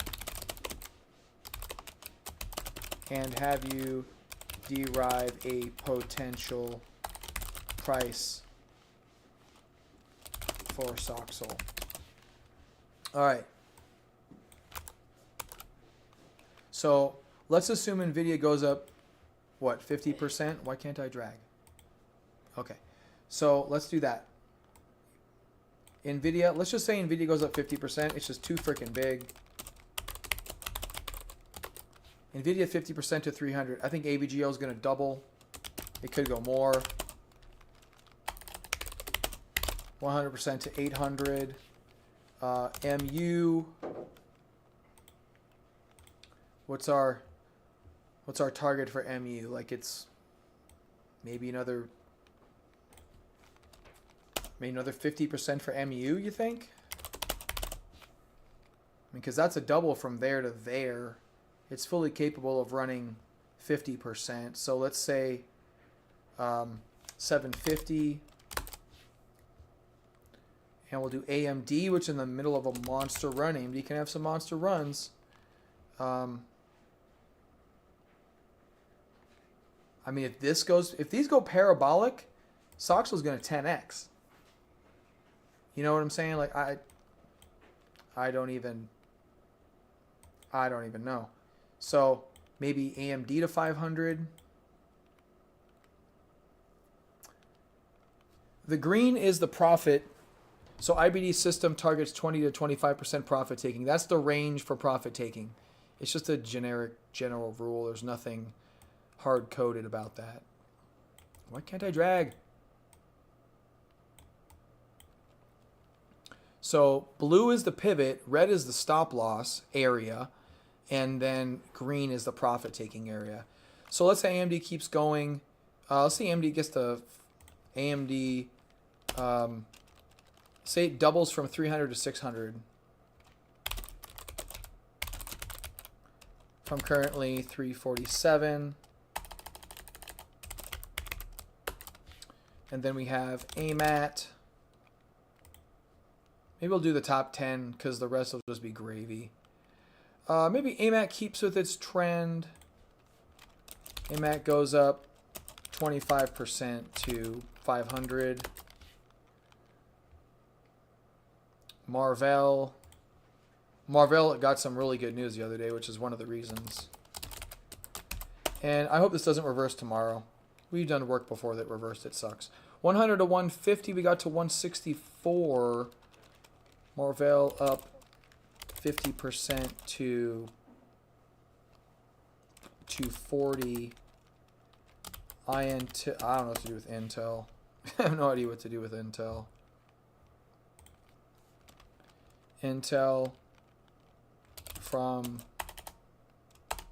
82 to, let's say it goes to 110. I don't think Intel's going to go crazy. KLAC. KLAC from 1935 to, oh, looks like a really good run there. So that's a 23% rally. I don't like how it did some of those. Largest volume since base. Yeah, there you go. Maybe it goes to 2,400. I mean, that's like 20%. Let's do 2,700 for KLAC. We're just guessing here. MPWR.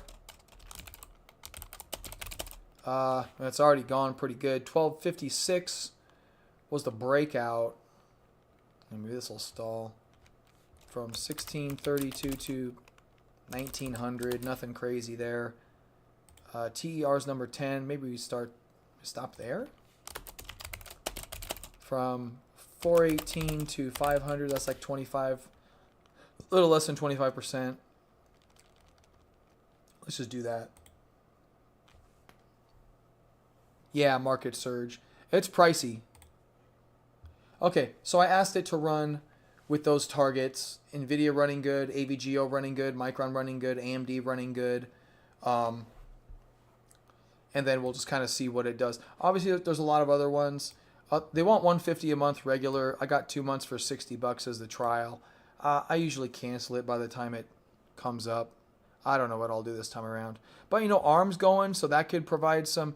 So we just did the top 10. There's 30 in this, and the top 10 are gonna handle the most of the run, but it'll be buoyed by these lower ones like ARM, as we saw. It just went crazy, and these other ones look like they're in the middle of some good runs. So let's just kind of see if all these somewhat move together. We get, because some are going to top earlier than others. We're already seeing that in the holdings. So whatever it comes up with, we'll try to be rational with where it could potentially end up, because they're not going to all be up there at the same time. If it were, that'd be amazing.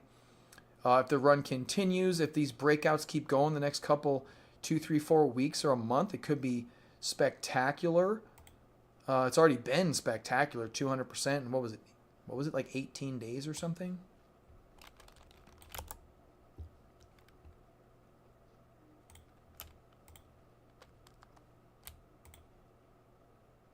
Yeah, 18 bars, 25 days. Oh, here we go. We got some feedback. All right, now you're doing whatever that is. So we covered 57% of the weight on the top 10. That's not too bad. Oh, it drops down to 0.6 if you go below there. Aim at 1.38. What? How is that? I don't understand. So conservative, it goes up 41%.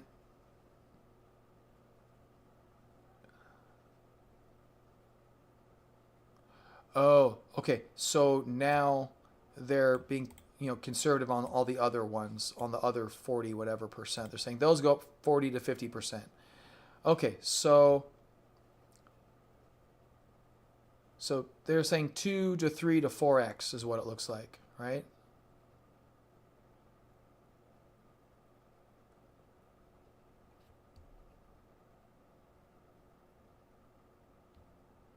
Soxo 330 to 380. That's 160 to 200% gain from 126. But it's well short of your earlier. I was talking with it earlier about stuff. I told you I was talking yesterday, saying 640 to 815. Whatever. Just I'm running this scenario, so that's what it is. The gap between is meaningful and worth understanding. Soxo at 640. The underlying index needs to gain 100%, which may not do. So, and if it goes parabolic. See, this is a parabolic case, what I was referring to here. It's only double from what that is. 330 to 380. And we're at 125. 129. No, 125. So yeah, you're about 200 to 300% from here. Without really picking a winner. You just know the sector's killing it. That's it. Oh, I talked to you about the stream today. For the stream tomorrow, this was yesterday, I present these component targets as your base case. Bull case for the target Soxo 330 to 380. Frame the 640 plus scenario as the additional upside if the parabolic phase actually prints and the targets get blown through. That gives you defensible numbers to talk through. Yeah, that's what I just said. Pretty cool. So, okay, so AI, based on those weightings, based on those numbers we've given it, with Applied Materials going up double, with NVIDIA going up 50%, and all those other little ones going up 40%. You're looking at 330 to 380. I didn't give it a time horizon. That is one thing right now that we do not have, is a time horizon.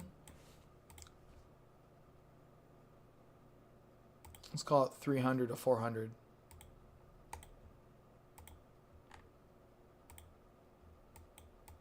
Log scale off. Yeah.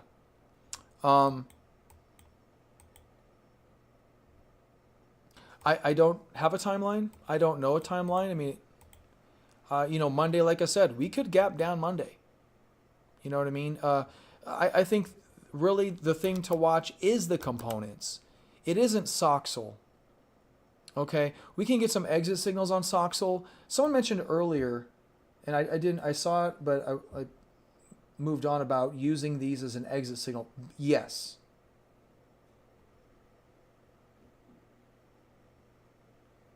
That's.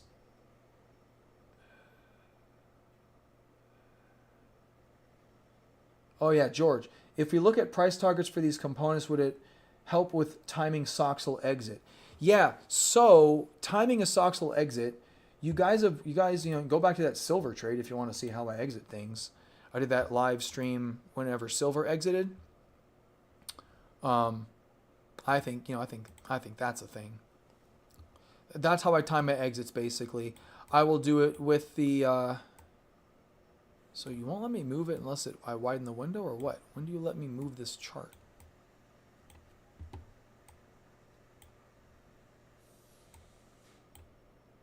That's weird. Let me move it then. Yeah, so, NVIDIA's our market leader. You could argue right now AMD's the market leader. AMD just murdered.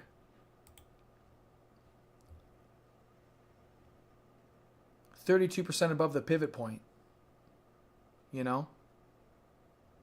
It's going. It's in its heyday right now.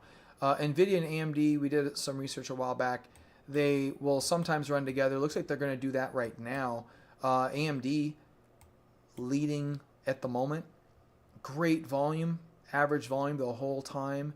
Friday's close was great.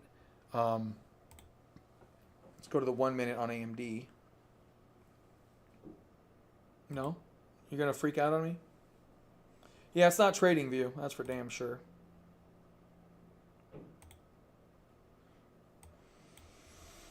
Yeah, like, what? AMD looks pretty good. It is extended. It is up big. We do have earnings coming up. And so, maybe that's going to be the thing. NVIDIA, earnings is a ways out. AVGO, a ways out. Micron, not even on the list. Just had earnings not too long ago. Micron's not going to have as big of a move. I'm not sure 50%'s on the table. We'll see. AMD with earnings coming up. Could stall it out. Maybe we'll gap up again. Maybe we'll gap down again. Earnings are always a gamble. Applied Materials earnings are looks like a month out. And then Marvell about a month out. So, anyway, bigger picture. And I don't have a time horizon for this versus with our options. We have to have a time horizon. This has run so much, so fast. That a consolidation of the whole summer would be fine. Right? Like, it would be fine. If you get a pullback and you see something supportive, you could buy it at a low if you're comfortable doing that. I'm not advocating buying on Monday. Okay, I mentioned I have my position. I'm not selling it. Well, I did, and then I rebought yesterday. And that could come back and bite me in the butt, and that would just confirm my sell was good, and I should just trust myself a little bit more. That happened with silver, but I didn't rebuy silver. So yeah, I could get hurt by the same thing that, it's risk in both directions, up and down. So yeah, but I think the case for these stocks is undeniable. The money's got to go somewhere. Where else are you going to put the money? Investable money I'm referring to. Where else is it going to go? But the move up has been tremendous. Could be done, could not be done. It's hard to tell. We won't know until after the fact, but we can, read the tea leaves in the meantime, make a sell. Hopefully it works. But ideally, you sell when the trend breaks and you let the kind of system work. All right. If AMD shows topping signals, maybe that's a Soxel sell, right? If you have a list a list just like this in trading, you don't have to do the market surge one. I really just wanted to. I use that for different reasons, but you can go here. You're like, oh, what's AVGO doing? And you're looking intraday. If the thing's topping like it was doing yesterday, like what's Micron doing? What's AMD doing? What's Applied Materials doing? What's Marvell doing? If you see big sells on many of them, yeah, just bail. Just bail on Soxel. Hopefully it doubles, right? at some point. Hopefully it doubles again. But we could consolidate for a while. I don't know what's going to happen. But according to all these charts, though, like the big boys haven't moved yet. They're starting to move. So could the trend continue tomorrow? Well, Monday? Yeah. It absolutely can. Could it stall? Yeah, but what's different than any other day? There's no difference. There's no difference. Now, the volatility is greater. If you look at what Soxol's been doing, it's been damn near double digits. I mean, at least 3 to 4% a day, if not 6, 7, 8, 9, 10%.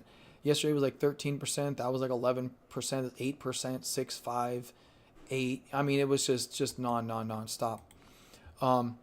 And all those gaps just don't give you a chance to back and fill and get in because everyone's waiting for the pullback.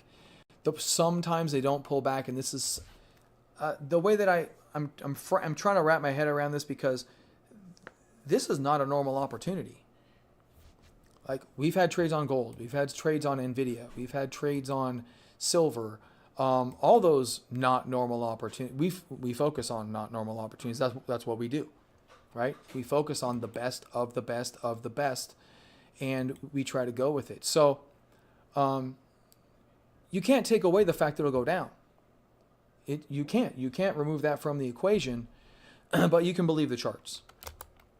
You can believe the charts. You can believe that, hey, you know what? Nvidia looks like it's getting going, but it could stall at the prior high. Oh, there we go. It could stall at this 212. Arguably it did. Arguably it already stalled at the 212. And maybe you wait before the 212 goes before you make a decision. You look at Broadcom, and it's fighting its breakout. Hasn't fully moved yet. Volume hasn't fully shown up. Even on the news, the volume wasn't very phenomenal. I still think it's going to run. Volume could step in later as it often does. But so, from that perspective, I still don't know how to move this dang chart. So, you have a couple names, a little bit not fully broken out.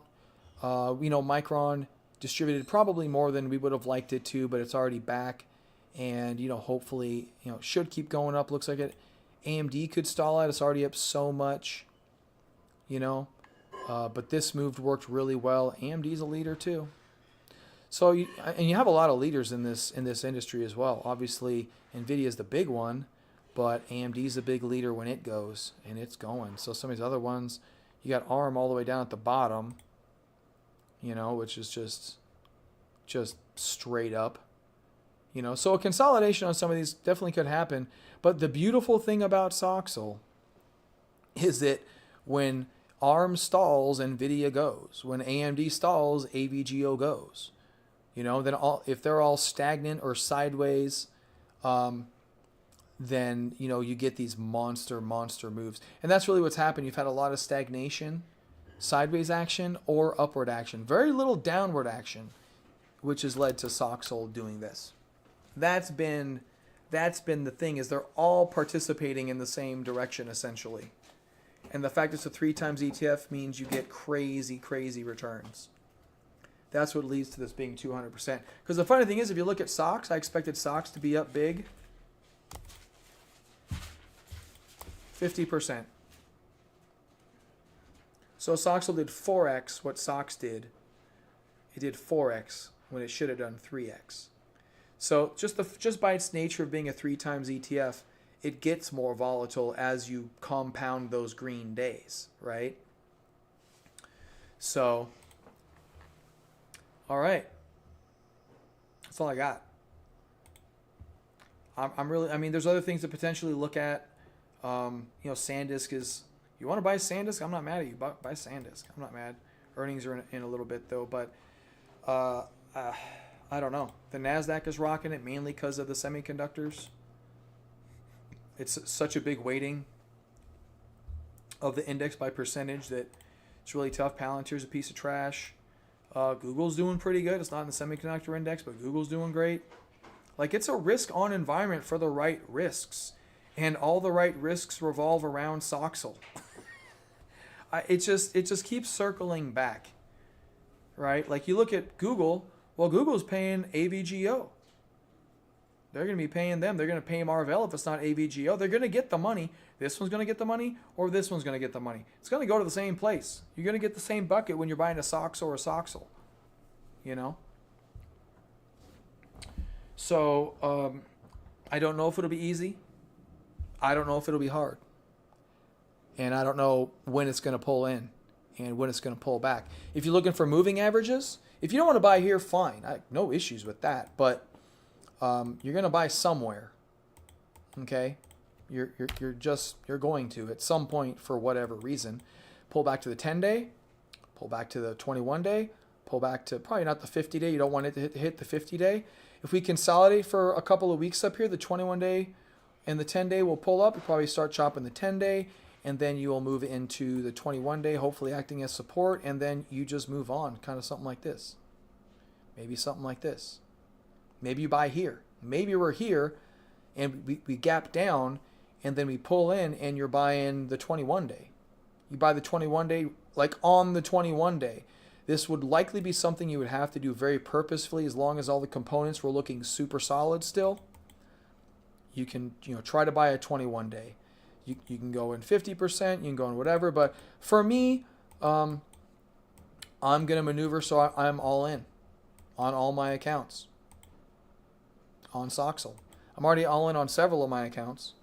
I'm not all in on the big 2 accounts, but I am decently heavy, like 40%. And I don't know, what do I have in my cash account at the moment? Yeah, I'm about 40 on the big account, 60 on the little account.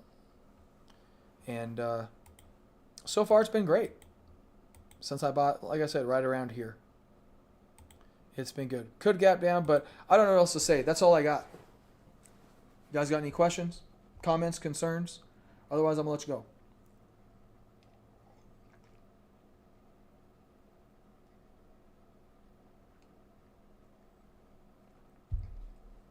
Take your drink of water there.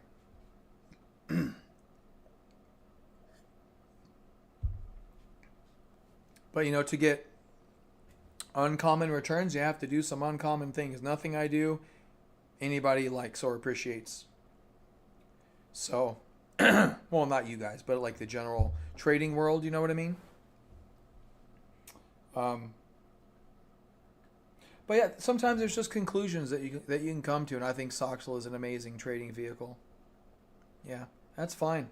But yeah, have some kind of a plan. Don't scroll around on other stuff. I mean, if you want to do NVIDIA, I mean, something like that, that's okay, like NVDU maybe, because that's breaking out. But overall, if you don't want to see, NVDU is a leveraged ETF, which is why I'm not mad at that. You can buy the stock, but you're not going to get what you could get with something like this. I can't say this won't keep going another week or two. Just the amount of instant support this thing gets. Like, look at this. Crash, crash, crash, crash. Thank you. I'll take everything. It's just, they just bought it. Those 2 candles right there, the biggest 2 in that whole middle of the day that wasn't the open and the close. They just ate it. They let it come down, and they ate all of those shares and reversed it instantly higher. It's just so much bullishness. All right, guys. Hey, enjoy your weekend. Try to wrap your head around being all in on something that provides a phenomenal return, the return you guys all want. I was talking with, here's the funny thing. I was talking with my psychiatrist. I'll tell the story before I go. I was talking with my counselor regarding, it was actually when I sold. It was on Thursday when I sold here. And he caught me in a raw trading mood. Randy, raw trading mood is very focused and very fast. Caught me in a raw trading mood. And I talked about the gold trade and how I missed on the gold trade and how it was just crazy, life-changing money I missed out on. I said, yeah, I bought, and then I was instantly profitable. It was good. And then I was up, 40, 50%. Then it gapped up, and then it came back in pretty hard, and I was only up 20%. And I sold, and then it proceeded to reverse and just go higher. And he goes, well, 20% is a great return, right? I go, no. It wasn't even a thought in my head. I'm like, no. Like I got offended. Like 20%, like fuck you. Like, that's how I, at this stage, that's how I think. I'm like, 20%? Like, get the fuck out of here, 20%. What am I doing with 20%? You know? So, but this guy, he couldn't believe it. He's like, oh, really? And, you know, his counselor, our counselor time kind of bled into him just not believing some of the returns I get. But it's because that's what I focus on, guys. I wish you to wish excellence upon yourselves in this endeavor. And I've done my part. Yeah. So, all right. You guys have a good day. George, good seeing you. Everyone else, good seeing you. Take out of it what you will. I hope you guys are successful. Hope you make decisions and don't freak out how I do sometimes. And if you don't want to go all in, I recommend you at least put enough in there where it will make your account worthwhile, doubling that particular position size. And if you're not all in, then I recommend you try to hold longer until you get a very clear exit signal. I don't know if I'll live stream when that is. I don't know when it's going to happen. I don't know if I'm going to be building the house, at the house. I don't know what my circumstance. The reason I live stream silver is because I had the opportunity. So if I have the opportunity, I will. But I can't say that's going to be the case. Anyway, have a great day, guys. Stay super safe out there. Have a great one. Bye-bye.